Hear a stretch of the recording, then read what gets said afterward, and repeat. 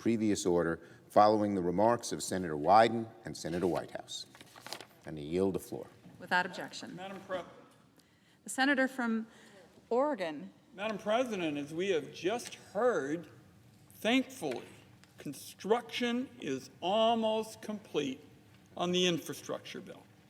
Once infrastructure passes, it's on to the budget resolution, which lays the foundation to pass Build Back Better this fall. The Senate Finance Committee is immersed in this effort. For several months, we've been working with members of the committee on a host of proposals that are included in the resolution. These proposals stem from essential American priorities, making it easier to support a middle-class family, lowering the cost of health care, and addressing the climate crisis. When you focus on those key priorities, you build a stronger, more fair economy and create good-paying jobs. There's going to be a lot to say about these issues in the hours and days ahead. Tonight, I'll take just a few minutes to discuss the Finance Committee's work and why the policies are so important. I'll begin with support for American families. For decades, typical working families in Oregon and across the land have felt that it's gotten harder and harder for them to climb the economic ladder. The cost of housing and education have shot into the stratosphere, yet wages have largely been stuck on the launch pad. Despite being the best educated generation in history, young people working in America today earn less on average than their parents did at the same age. It ought to be easier to raise a family in America. That's why Democrats created the monthly child tax credit expansion as part of the American Rescue Plan. The new program, as our colleague from Ohio, Senator Brown, has said, is Social Security for America's children. Too many kids have been growing up in poverty or very, very close to it. The expanded child tax credit is cutting child poverty by more than half. But so far, it's only been funded for a year. With this resolution, Democrats are going to lock in the longest extension possible. Children and parents need the help, and they need the certainty and predictability of a long-term extension. Together, with the help of the Help Committee, the Finance Committee is also leading the way for a comprehensive national paid leave program.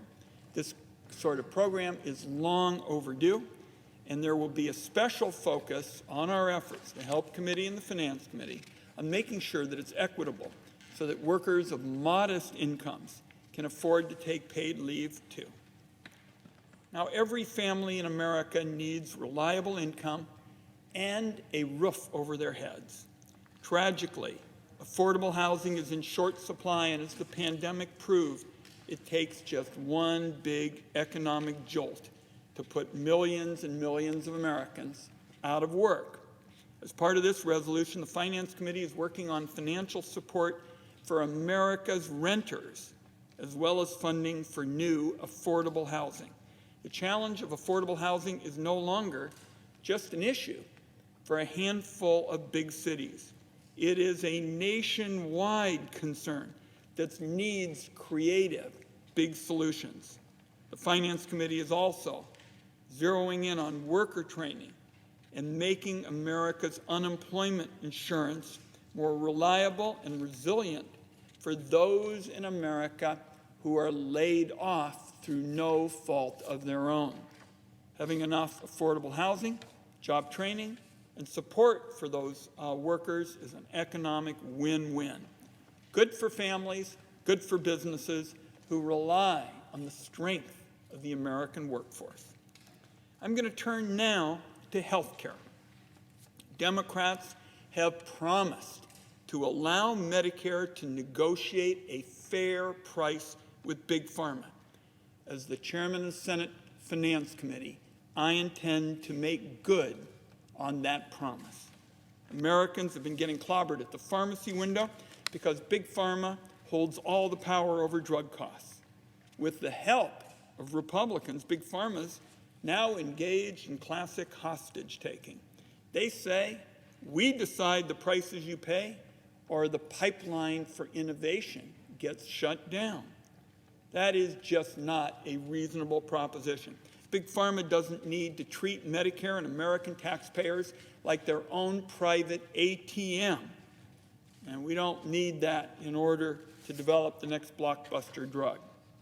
We also intend to build on the bipartisan work the Finance Committee has already done in the last Congress, fighting back against drug company price gouging, strengthening the Medicare prescription drug benefit, protecting seniors with an out-of-pocket maximum for their medications. Life-saving medications, Madam President, shouldn't be sending anybody in America into bankruptcy. We're also going to be updating the Medicare guarantee for the modern era. The Finance Committee has already put a lot of work into updating the program, particularly to helping seniors with chronic conditions. That now makes up the bulk of the program: cancer, diabetes, heart disease, strokes, COPD. We've made a lot of headway there.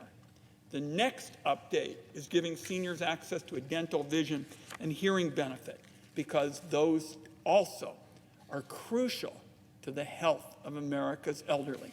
Back in the days, Madam President, when I was the co-director of the Oregon Gray Panthers, we said Medicare was just half a loaf. It didn't address those concerns. Now we've got the opportunity to make sure those essential benefits are available for seniors. Now, President Biden has called for a major investment in home and community-based care, and this is another priority for the Senate Finance Committee. We've been led in this effort by our colleague from Pennsylvania, Senator Casey, and I have been pleased to assist him with that effort, and I believe the distinguished Senate Majority Leader has a question that he would like to pose. I would just ask the gentleman to yield for 30 of seconds course. so I might inform the members. Oh, so I've been getting questions. After we finish on the bipartisan infrastructure bill, we will move immediately to proceed to the budget resolution with reconciliation instructions and expect to move to vote-a-rama shortly thereafter. I yield the floor. I thank my colleague for that timely information. Madam President, as I was saying, the Better Care, Better Jobs Act, led by Senator Casey, really fulfills another dream that goes back to those Gray Panther days. We know that America's most vulnerable would always prefer to get quality care at home, where they can be with loved ones. And yet, this country really hasn't fulfilled that dream. And our legislation for seniors, for those with disabilities, will give those individuals a long overdue opportunity to get good quality care at home and raise the wages for the crucial workers who provide this frontline care. In this resolution, Democrats will also push to expand on the success of the Affordable Care Act. Already this year, the Congress expanded middle-class tax credits for health insurance on a temporary basis. We wish to make that permanent. Finally, more than a decade after the Affordable Care Act became law, there are still holdout governors who've chosen to deprive vulnerable people in their states of access to Medicaid. Finance Committee Democrats are leading the effort to close that coverage gap. Now, Madam President, I want to briefly touch on our work on energy and climate. Life for Oregonians this summer, and virtually every summer, has become about record high temperatures and record-breaking wildfires. Over one weekend last month, temperatures outside my house in southeast Portland were at 108, 110, and then up to 116, And unfortunately, Madam President, I just learned that we're headed for another big, severe hit in terms of weather starting tomorrow and going through Saturday. Madam President, it has gotten so bad that I've been spending time on the phone over the last few days trying to use a section of our Chronic Care Act, which allows Medicare Advantage plans to cover services essential for the elderly that didn't used to be considered health care, like air conditioners. And we're getting a good response from the plans. They know, because we're seeing story after story, just another one yesterday, about seniors, often seniors who own their own homes but haven't been able to get the air filters and the air conditioners and the like. That's what we're faced with now this week in my home state. That's on top of a severe drought. And that kind of heat adds fuel to the mega infernos that we've been seeing.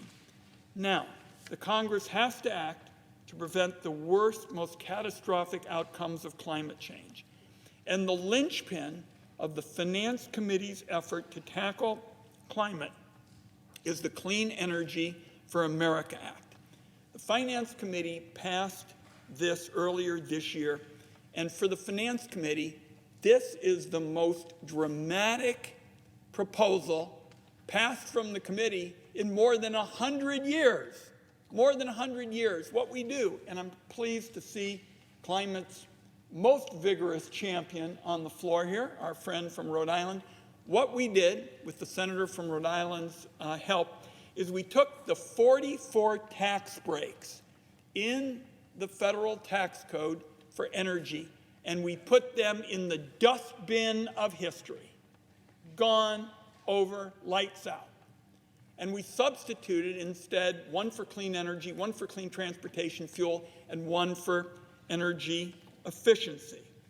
And then we said, for America going forward, we will have a tech-neutral, free market system for energy tied to one very clear measure. And that is, if you're a renewable energy program or you're a fossil fuel program, if you reduce carbon emissions, that one standard, reducing carbon emissions, you are eligible for the tax reductions in the Senate Finance Committee's proposal. The proposal also makes electric vehicles more affordable to middle-class families and boosts clean energy manufacturing in everything from semiconductors to solar components. An independent analysis of the Finance Committee's energy plan said it would help create more than 600,000 jobs, and I just believe it would be a catastrophic mistake to pass that up in order to protect the status quo, Madam President.